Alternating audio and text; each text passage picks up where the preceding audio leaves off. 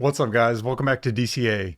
Today what we're going to do is talk about identifying the difference between a short-term correction and an overall market trend reversal. So on the 10th, when we hit 69K, we quickly corrected about 10% down to a low of around 63,000. So currently we're trading right at around 64,000.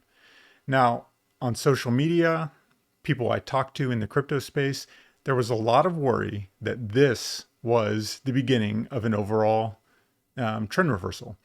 And I think I've seen this every single time we hit one of these highs and then have a sharp correction. You heard it here, you heard it here, here, and here. And I'm sure you've seen it at each one of these in the past. Okay.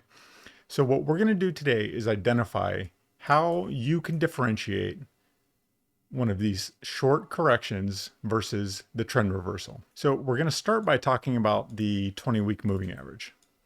So what I've done is marked out, some key points on the prior market cycles, and we're just going to go over those and kind of identify what you can look for in order to determine which of the two events may be happening.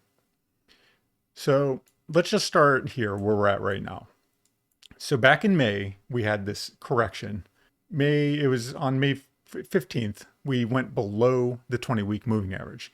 And this is one of the key indicators that I use to determine when a true trend reversal may be underway. Now, the trend reversal may be like it was in May and last several months. Alternatively, we have seen many events in the past where one of these drops below the 20-week moving average can last for a year or more, such as it did in 2018. Now, the key thing I want to point out to you is that typically when we drop below the 20-week moving average, that is almost always indicating to you that a larger reversal is coming and that at least several months are needed in order to get back on track. And we're going to see how that's historically true for Bitcoin as well as other markets. Now, what I have here marked out in these pink arrows, when you get back above the 20-week moving average and are able to hold it as support, okay, that typically indicates a healthy sign in the market. Now, you can see that we got back above in August, and then we're able to hold it as support in September through the beginning of October. Now notice that when we got up here to around 52,000, we sharply corrected back down to the 20-week moving average. Okay. And that was about a 25% correction. So, when you're seeing one of these 10% corrections, comparatively, that's nothing. Now, for us to get down to the 20-week moving average at the moment, that would be about close to a 30% drop from, the high where we were at 69,000, or about 26 or 27% from where we're at right now. But even that happens all the time during the course of a bull run. So let's just go back to 2017. I think it's the best example of it. So you can see, we got above this 20-week moving average. And guys, look how many times we were significantly above the 20-week and then came down sharply often and held it as support. So 30%, we came down here. So if we just take, measure some of these, that's about 30%. Again, another, 20% move towards the middle of 2017. We had another 36% move. So this is par for the course. And I point this out because I completely expect it's going to happen again. And half of the reason it happens is to shake out people that get scared and panic sell. So they panic sell, and they often panic sell right when you're right near the 20-week moving average. That's where the greatest level of capitulation occurs. As long as you're above the 20-week moving average, I wouldn't be concerned that it's a trend reversal. It's more than likely it's just a press back to the 20-week moving average. Look how many times this occurred in 2017. So I didn't even count all of the instances where we bounced off and went back to it, but no less than one, two, three, four, six, 8 times. No less than 8 times did we get well above the 20-week moving average and then come back down to it. And every time people are capitulating during the drop. And sometimes these events don't happen in one day. For instance, here from 617 until 82, so about a month and a half in 2016. It took us from around $800 down to a low of 472. So that was almost, if we go to the actual low rather than the close, that was about a 40% drop. But we didn't close below the 20-week moving average. We were able to hold it, and then we just rode along this 20-week for about from 8/1/2016 until 10/23. So 2 months we just went to the 20-week moving average and just rode right along it. And we did that multiple times in 2017. I think a lot of people are new to the market right now, and they don't remember that because during this particular cycle, the last time that we actually went down to the 20-week moving average prior to, falling through back in May was when we held it as support in September of 2020.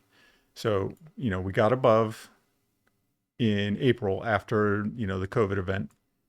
And then basically we rode right along it during the beginning and middle half of the year. And then we got a little bit above and then came back down. And even here we dropped 21%. Okay, we dropped 21% to come back to this 20-week and then just rode along it for about a month. And then we took off. But you can see there was no real test of the 20-week here during the 2021 run-up. Now that's sort of similar to the beginning and middle of 2019, where we just got above and then we kind of went off to the races and never really tested it.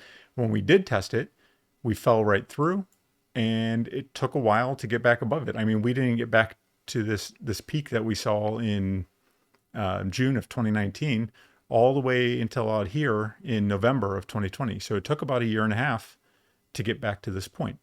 So the whole point of what I'm saying here is, if you're above this 20-week, there's nothing whatsoever to panic about.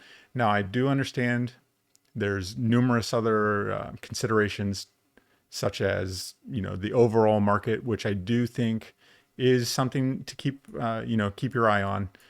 If the general stock market crashes, well, I have a feeling that crypto is going to go with it. I don't think we're in a place right now where we've decoupled and we are the true hedge against inflation that people say we are.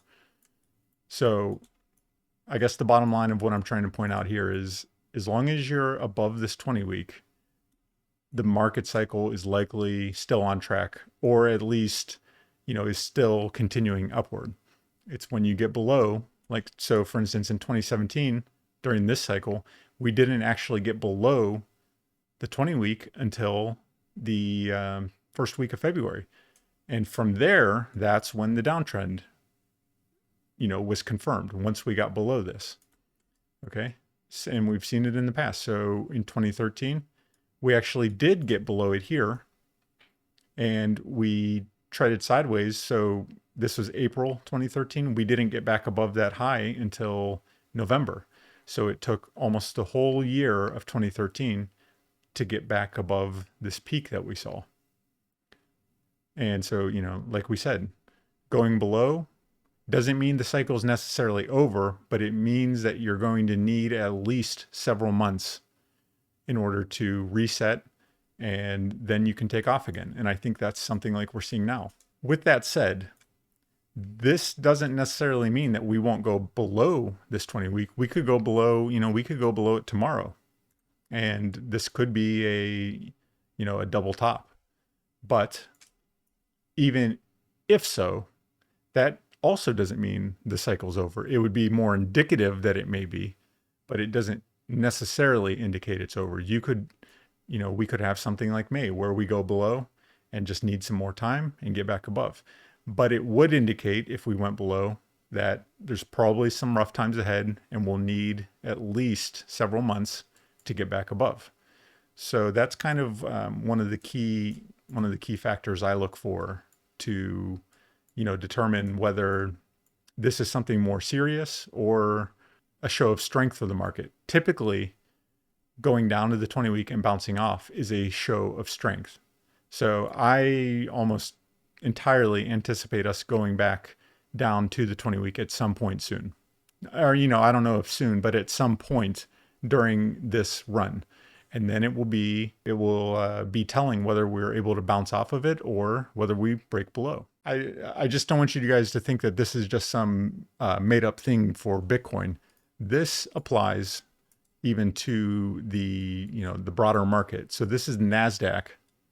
And you can see that during this cycle right now, so this is COVID. We came below, obviously, right? It's a black swan event though. So it kind of doesn't follow the typical rules. But just look at this cycle here. Look how many times we've come down to the 20 week on the NASDAQ. We've come down 1, 2, 3, 4, 5, 6, 7 times now and held it as support. So when we get below this 20 week moving average on the NASDAQ, that will be another indication for the market in general that, something might be going on. So look back here in October of 2018, we got below this 20 week and didn't get back above this peak that we saw in the first week of October. Basically, we weren't able to consistently get above it until in October of 2019. And we've seen this just numerous times. So you can go back to 2016. We held the 20 week as support, then bounced off it a few times in 2018, held it as support. And it wasn't until later in the year in 2018 that we got below and then needed a reset. And this is here, we got below and then just sort of, moved sideways from the end of 2015 until about the middle of 2016. So again, almost a year needed. And so, you can see it. This has just played out numerous times. When you get below, it means that you need a reset.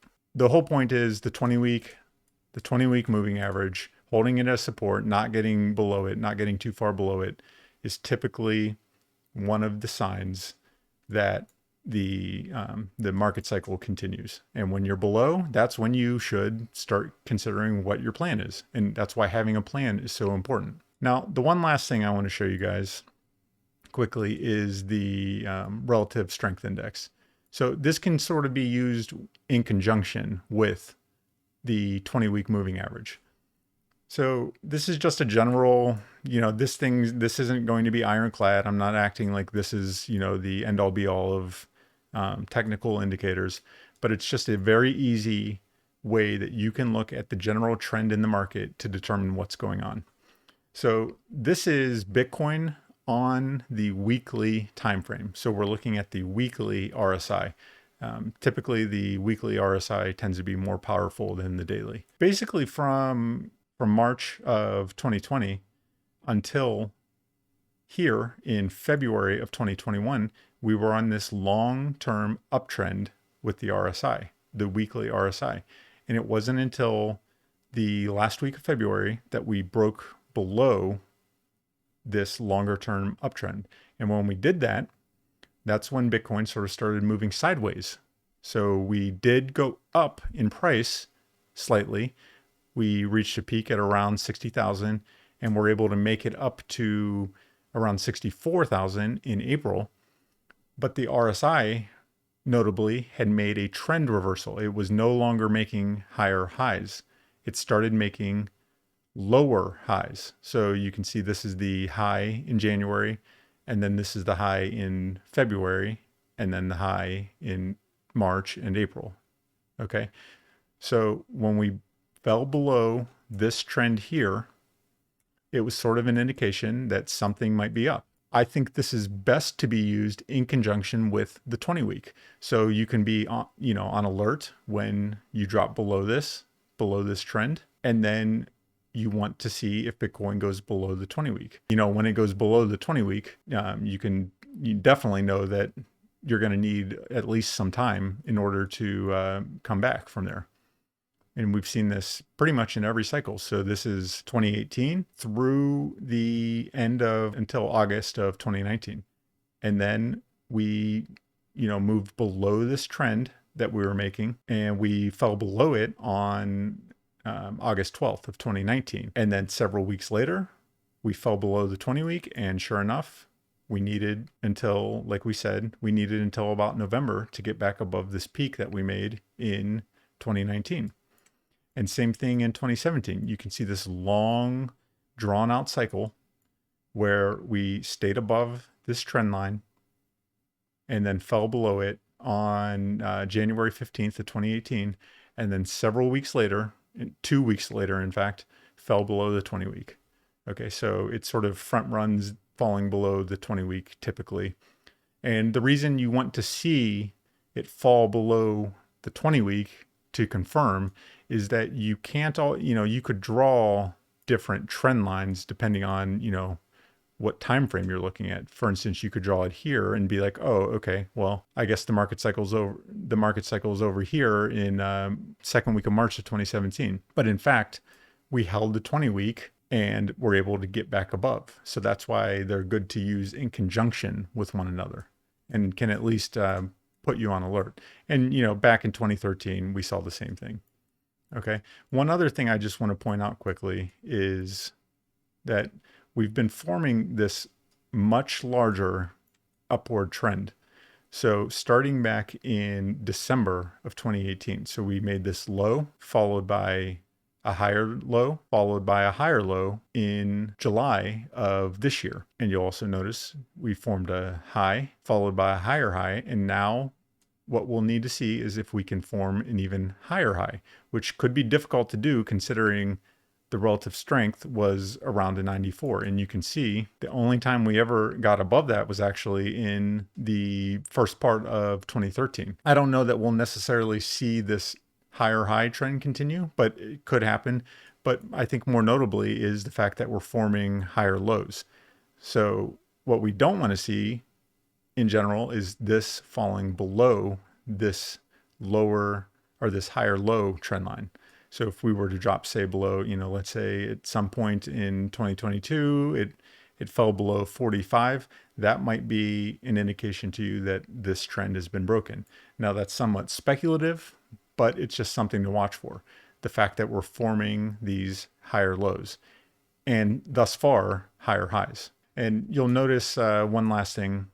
The RSI at the moment anyway is continuing to trend upwards. So we're on this general upwards trend forming these more local higher highs so far. So that's what we want to continue to see is, holding this general trend, maybe coming down to the white line again, corrections, and that could even be a correction down to the 20-week moving average and just moving up from there.